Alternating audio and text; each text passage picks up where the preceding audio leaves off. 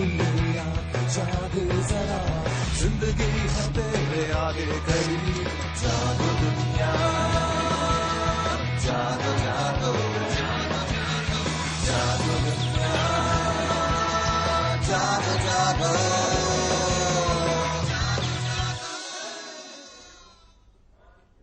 अस्सलामुअलैकुम, खुशामदीद and a very good morning to all of you. क्या हाल चाल हैं आप लोगों के? यकीनन बहुत ही अच्छे हाल होंगे, और अच्छे हाल इसलिए होंगे वीकेंड बहुत अच्छा गुजारा होगा, लेकिन अब जागने का और काम करने का कुछ वक्त आ चुका है। मैं हूं आपकी मेजबान सुंदस जमील, मेरे साथ मौजूद है फारूक हसन। क्या हाल चाल है फारूक? बिल्कुल ठीक सुंदस, बहुत अच्छा हाल है। वीकेंड बड़ा अच्छा, मतलब नींद मेरी पूरी हुई, बड़ा एंजॉय किया मैंने, और वीकेंड बड़ा इंपॉर्टेंट और क्रिटिकल था। बड़ी इंपॉर्टेंट डेवलपमेंट्स हुई वीकेंड पे। अगर आपको पता है, कल भुट्टो साहब की एनिवर्सरी थी, उसके अलावा जो है सदर साहब ने खिताब भी किया वहां पे, और आज जॉइंट पार्लियामेंट से उनका खिताब भी है। तो काफी ज्यादा डेवलपमेंट्स हुई। शोएब मलिक के हवाले से बड़ी डेवलपमेंट्स हुई। बिल्कुल। तो सलमान गनी साहब जनाब हमारे साथ मौजूद हैं आज मंडे को फ्रेश डे स्टार्ट करने के लिए। गनी साहब आप ठीक ठाक हैं? जी अल्लाह। गनी साहब हमेशा चार्ज होते हैं, अब वेट कर रहे होते हैं कि बस मुझे क्यों मिले और फिर मैं स्टार्ट हो जाओ। गनी साहब, सबसे पहले हम आपसे बात करेंगे कल सदर साहब के खिताब के हवाले से।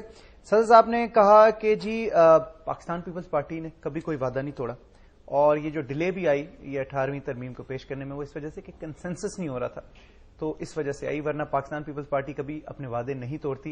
इस हवाले से कुछ कहना चाहेंगे आप? मेरा ख्याल ये चीज तो तय थी, जो कंसेंसस जिन चीजों पे था वो तो इनके दरमियान तय था। उसमें जो 2 साल की ताखीर हुई है वो सदर साहब बेहतर जानते हैं कि क्यों हुई है।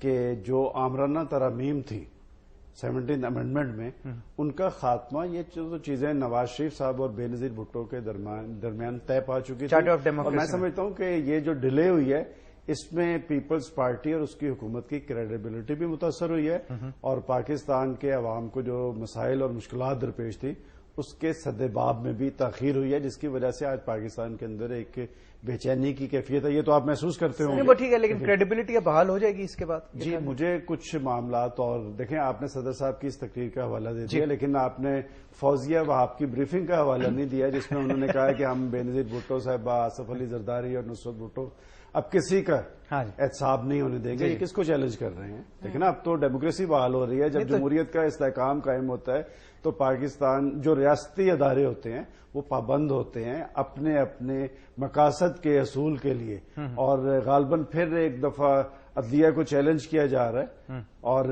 अदलिया तो अटॉर्नी जनरल का रेजिग्नेशन और डिप्टी अटॉर्नी, ये क्या इसी की कड़ी है जो आप? जी, मैं 100% आप दुरुस्त कह रहे हैं। अटॉर्नी जनरल ने रिजाइन किया है, सेक्रेटरी लॉ ने किया है, उन्हें कौन रोक रहा है? देखें, एनआरओ पे फैसला पाकिस्तान की अदालत उज़्मा का फैसला है, मुतफिक का फैसला है। पाकिस्तान का एक बहुत बड़ा मसला है। देखिए, करप्शन, लूटमार के रुझान ने पाकिस्तान की दुनिया भर में जगहंसाई की है, हमारे अहले सियासत को बदनाम किया है। देखिए, जब एक सियासतदान बदनाम होता है तो फिर सारे सियासतदान जवाबदेह होते हैं। पीएमएल नवाज ने कहा है कि जी ये खुला तेजाद नहीं है कि बेनजीर भुट्टो का केस वो कह रहे हैं कि जी बंद कर दिया जाए, और जुल्फिकार अली भुट्टो का केस जो है दोबारा खोल दिया जाए। एहसन इकबाल साहब का भी इस हवाले से बयान है, इस बारे में आप क्या कहते हैं? देखें, बात यह कि मैंने तो ये बात कही कि कुछ चीजों पे असरअंदाज होने की कोशिश हो रही है। आप अगर गड़े मुर्दे उखाड़ेंगे, क्या ये पाकिस्तान की आज की सूरत हाल नॉन इश्यूज को इश्यूज बनाने की और इश्यूज को नॉन इश्यूज बनाने की मुकम्मल हो सकती है?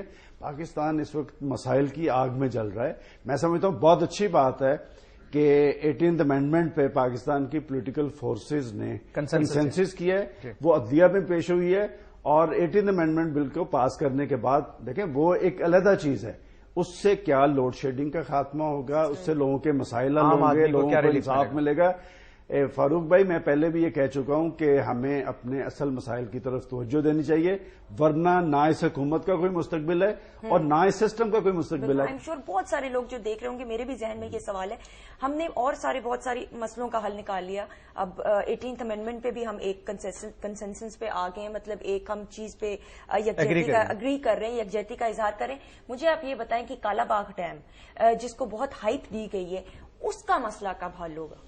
देखें, ये आपने बहुत इम्पोर्टेंट जो चीज है उठाई है, और आप ये चीज उठाने के बाद ज़ेरे दाम भी आ सकती हैं। बात यह है कि कालाबाग डैम जनरल ज़ियाउल हक के दौर में अगर बन जाता तो आज पाकिस्तान के अंधेरे, हमारा पानी के मसाइल हल हो जाते हैं, बिजली के मसाइल। बदकिस्मती ये है कि जो कौमी मफादात के मंसूबे हैं اس پہ آپ ایسی صورتحال طاری کرتے ہیں جس سے ایک انتشار پیدا ہوتا ہے. ابھی کل کی بات ہے, جنرل مشرف نے پورے ملک میں ایک کمپین لانچ کی تھی, 16 کروڑ روپے خرچ کیے تھے کالا باغ ڈیم کی حمایت میں. کہاں گیا وہ کالا باغ اور کہاں گیا وہ بادشاہ ڈیم؟ کہ بات یہ ہے کہ قومی منصوبوں پہ تو اتفاق رائے ہونا چاہیے. اور اگر کالا باغ ڈیم بن چکا ہے, میں آج بھی سمجھتا ہوں کہ آپ دیکھیں یہ جو رینٹل پاور پروجیکٹس ہیں یہ تو لوٹ مار کے منصوبے ہیں. اسلام آباد کے اندر جا کے کہانیاں دیکھیں کیا نکل رہی ہیں کہ جب گورنمنٹ کی اپنی نیت درست نہیں ہوگی, جب آپ کوئی کام نہیں کرنا چاہتے ہوں گے تو یہی صورتحال پیدا ہوتی ہے. میں سمجھتا ہوں آج بھی اگر آپ کالا باغ ڈیم کے منصوبے پہ, یہ قابل عمل منصوبہ ہے اور بیرونی ادارے اس کے لیے گرانٹس دینے کے لیے تیار ہیں. یہی ایک ایسا منصوبہ ہے جو پاکستان میں توانائی کے بحران کا خاتمہ کر سکتا ہے. آج ہی ایک اور اہم بات کہ آج پارلیمنٹ سے خطاب صدر صاحب کا ہے, تیسری مرتبہ خطاب کر رہے ہیں, اور اس فضا میں جب 18ویں ترمیم بھی پیش ہو رہی ہے, آئی تھنک ایمیکیبل سا ایک انوائرمنٹ ہوگا. آپ نے بھی خود کہا کہ ریئل اپوزیشن جو ہے وہ اب آلموسٹ نان ایگزسٹنٹ ہے. اس حوالے سے کچھ کہنا چاہیں گے؟ نواز شریف صاحب کو بھی انوائٹ کیا گیا.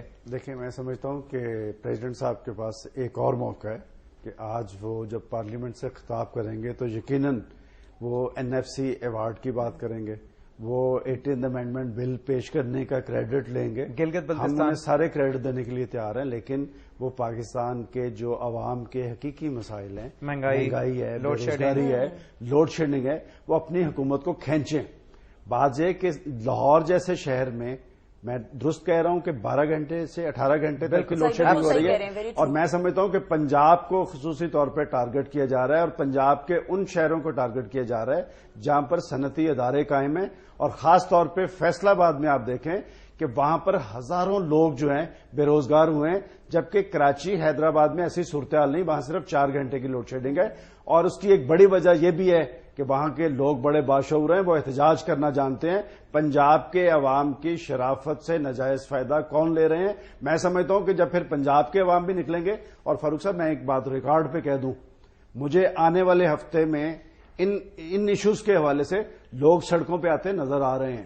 کل فاطمہ بھٹو جو ہیں, امیر مرزا بھٹو کی جو صاحبزادی ہیں, ان کا ایک بیان آیا, اور وہ بیان یہ تھا کہ جی زرداری صاحب جو ہیں وہ انوالوڈ ہیں میرے فادر کے مرڈر میں. ان کی کتاب بھی اس کی تقریبی رونمائی تھی اس حوالے سے, اور انہوں نے کہا کہ جی لغاری صاحب جو پریزیڈنٹ تھے اور بی بی صاحبہ کو اس بات کا علم تھا. اس حوالے سے آپ کچھ کہنا چاہیں گے؟ دیکھیں, یہ اس کا بہتر جواب تو خود زرداری صاحب یا پیپلز پارٹی کے لوگ دے سکتے ہیں, لیکن فاطمہ بھٹو کے یہ جو بیان ہے اس کے حوالے سے جو تحفظات ہیں وہ تو وہ دور کر سکتے ہیں, لیکن باتیں تو یہ ہوتی رہی ہیں. آپ یہاں تک کہ آپ بینظیر بھٹو صاحبہ کے حوالے سے جو میں نے بات کی ہے, دیکھیں بنیادی ذمہ داری تو پاکستان پیپلز پارٹی اور آج حکومت ان کی ہے, آج ریاستی ادارے ان کے تابع ہیں. پچھلے 2 سال سے جی, ابھی تک بینظیر بھٹو صاحبہ کی جو قاتل ہیں وہ بے نقاب نہیں ہو سکے. اور یہ امر کیا چیلنج نہیں ہے اس حکومت کے لیے؟ کیا پیپلز پارٹی کے جیلوں کی جذباتی وابستگی اپنی لیڈرشپ سے نہیں تھی؟ اور سلمان صاحب بریک کے بعد ملتے ہیں. اسٹے ٹیون، کیپ واچنگ جاگو دنیا.